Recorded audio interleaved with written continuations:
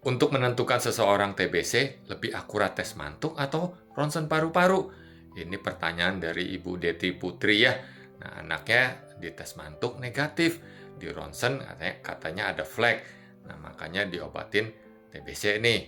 Nah, ini ibaratnya pertanyaan nih, kalau makan bubur enakan diaduk dulu atau enggak? Ya, jadi agak susah ya.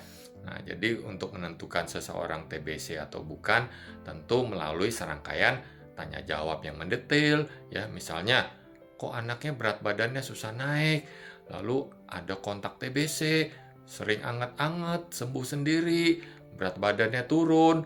Nah, itu baru kecurigaan. Nah, kalau oh ini curiga nih, baru dilakukan pemeriksaan. Yang mana yang ada dulu? Nah, kalau ringan-ringan nih di pemeriksaan fisik paru-parunya masih kedengaran normal, ya umumnya dokter melakukan tes mantuk dulu. Nah, nyuntiknya juga harus benar.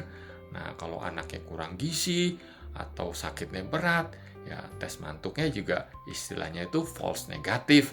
Ya, tubuh tidak memberi respon.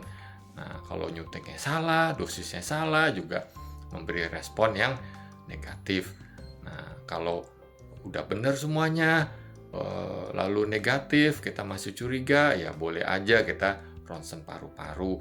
Tapi posisinya dua posisi nih, dari depan dan dari samping. Kenapa dari samping? Untuk melihat pembesaran kelenjar, posisi dari samping tuh lebih jelas. Kalau ada pembesaran kelenjar, kecurigaan TBC itu makin jelas.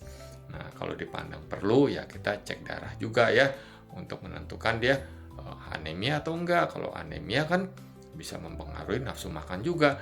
Jadi tidak semua anak yang berat badannya turun, ada kontak TBC, pasti TBC. Nah, dari tanya jawab yang mendetail, pemeriksaan fisik, pemeriksaan tambahan, nah baru diambil kesimpulan. Semoga dapat menjawab ya.